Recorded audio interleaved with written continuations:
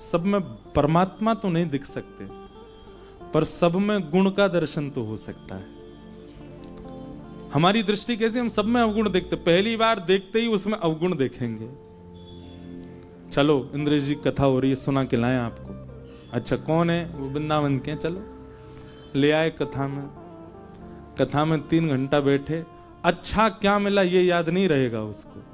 बाहर निकलते, महाराज जी नाचने वाला भजन कोई नहीं गाया उन्होंने, कोई ऐसा कोई संकीर्तन नहीं गाया जिसमें थोड़े पांव थिरके।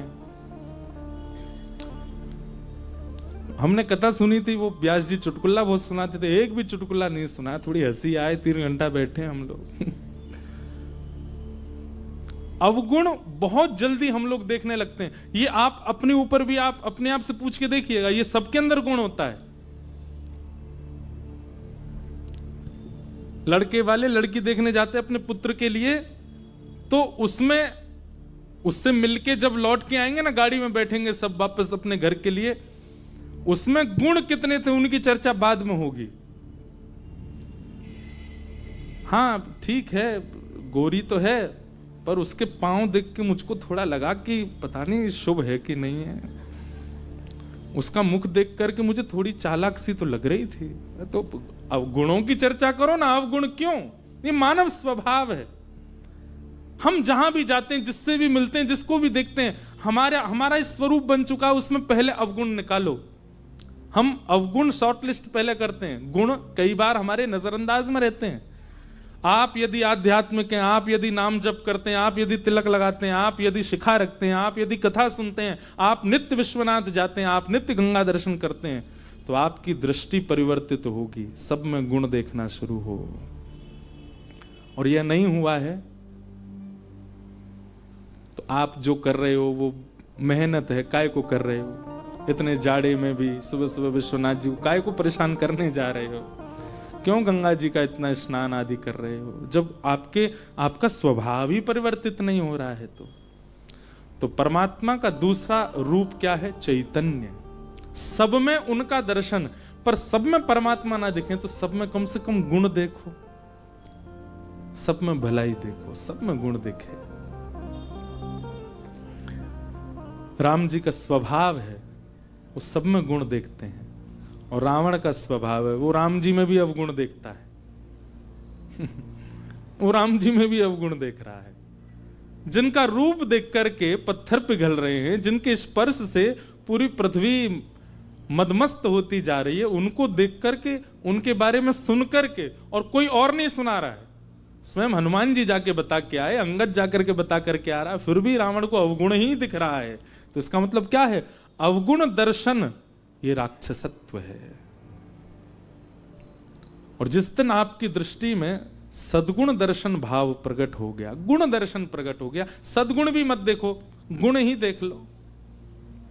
आप श्रोता हैं, आप साधक हैं, आप आध्यात्मिक हैं। तो भगवान का दूसरा रूप क्या है? चैतन्य। सब में जिनकी व्यापकता है, जो जड़ नहीं है। अब ये तो था एक सामान्य अर्थ, अब इसका दूसरा अर्थ क्या है? आपके सेवा है, सबके घरों में सेवा ठाकुर जी की विराजमान, चाहे वो चित्रपट की है, चाहे वो लड्डू गोपाल है, चाहे हमारे श्रीनाथ जी हैं, गिरधर लाल हैं। सेवा उसी दिन आपकी श्रेष्ठ होने लग जाएगी जिस दिन आप उनके जड़ भाव को दूर कर दोगे। उनके प्रति आपकी जड़ की स्थिति जिस दिन समाप्त हो जाएगी, उसी दिन आपकी सेवा प्रकट हो जाएगी, सेवा आप करने लग जाओगे। बहुत ध्यानपूर्वक सुनिएगा, सावधानी से सुनिएगा।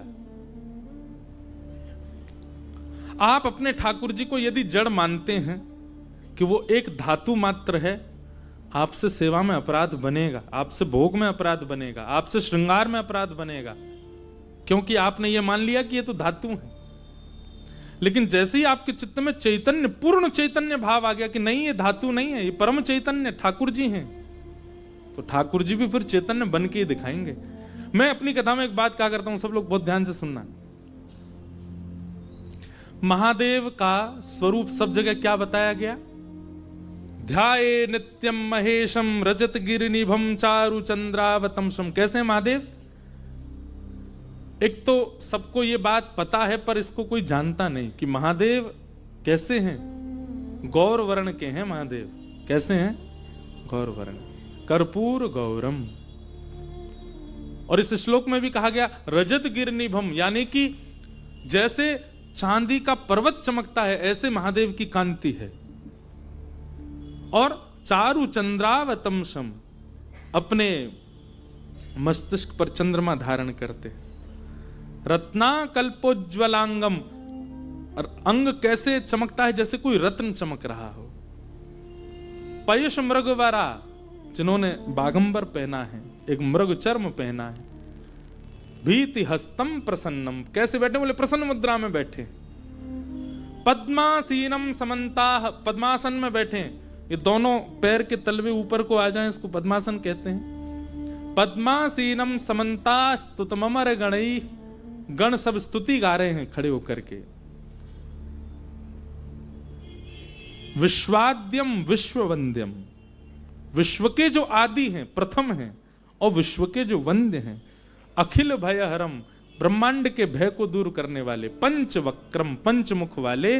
त्रिनेत्रम, इनको हम प्रणाम करते हैं। लेकिन कहीं भी देवालय में चले जाओ, महादेव तो लिंग के रूप में ही दिख रहे हैं। कहां है पंचवक्र? कहां है चारु चंद्र? कहां है वो रत्नों जैसी कांति? कहां है वो चमकते हुए महादेव का स्वरूप? क्यों नहीं है वो विग्रह? और यही बात हमारे वृंदावन चंद के पास चले जाओ, उनका वर्णन कैसा?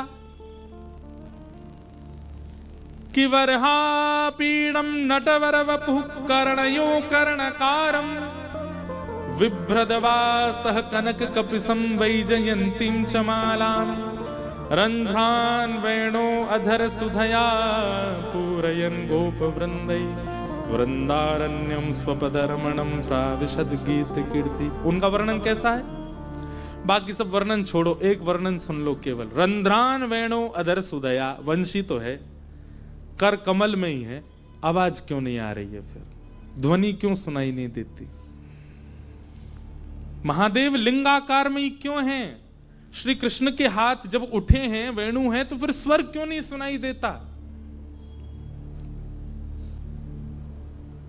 ठाकुर जी ने मुझे और आप सबको चैलेंज किया है, अगर तेरी प्रेम लक्षणा भक्ति में सामर्थ्य हो तो वेणु तो है, कर कमल में वेणु तो है, कोमल उंगलियों से छिद्र भी आच्छादित हैं, मुख पर अधर पर वेणु का प्रथम छिद्र भी है। लेकिन तेरो प्रेम जब मुकु वाद्य करेगा, मुझे वाद्य करेगा, मुझे प्रेरित करेगा, तभी स्वर निकलेगा। महादेव कहते हैं चारु चंद्र तो है, त्रिनेत्र तो हैं, पर तुम्हारे अंदर वह प्रेम प्रकट हो तब उसका दर्शन कराऊं। हमारे लड्डू गोपाल पूरे दिन यूं ही बैठे रहे घर में।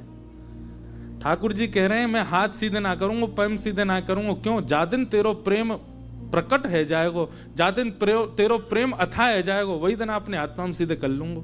इसका मतलब क्या है? हमारी सेवा से अगर हमारे ठाकुर जी जैसे आए थे वैसे ही हैं, इसका मतलब ये प्रेम प्रकट किया नहीं तो ठाकुर जी बदल जाते हैं। ठाकुर जी थोड़े तो हाथ पाम सीधे करते, नेक तो परिवर्तित होते। अब यहां व्यवस्था नहीं तो हम अपने लाल जी का एक दर्शन कराते।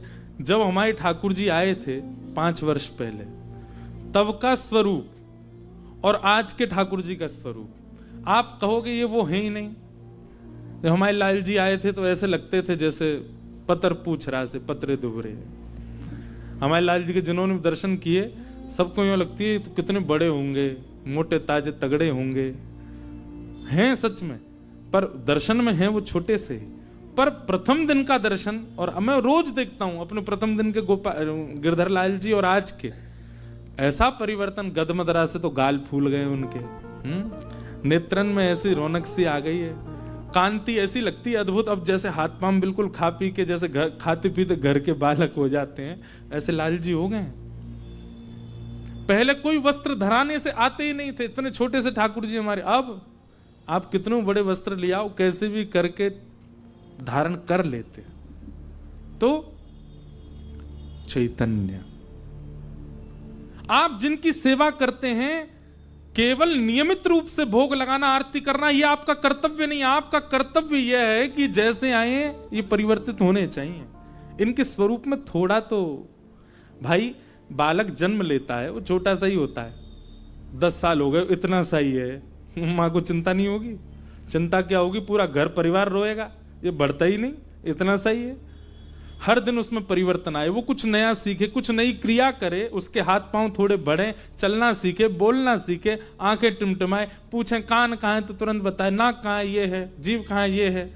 हर दिन कुछ नया ज्ञान, उसमें परिवर्तन दिखता है, तब परिवार प्रसन्न रहता है कि हमारा बालक पल रहा है, बढ़ रहा है।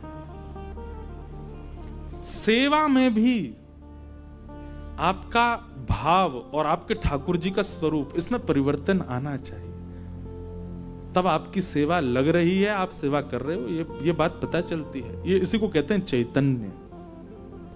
ठाकुर जी का तीसरा रूप क्या है? आनंद। हमारे गुरुदेव एक बहुत अच्छी बात कहते हैं, ठाकुर जी के प्रथम 2 स्वरूप यदि आपने भली भांति पहचान लिए, यानी कि सत्य और चैतन्य, तो तीसरा रूप अपने आप प्रकट होगा। क्या? आनंद। वो सब गाओगे, नंद घर आनंद भयो जय कन्हैया, अवध में आनंद भयो जय रघुवर राम के। आनंद। रहते काशी में हैं, गंगा तट पर हैं, फिर भी इतने निराश, हताश, उदास क्यों?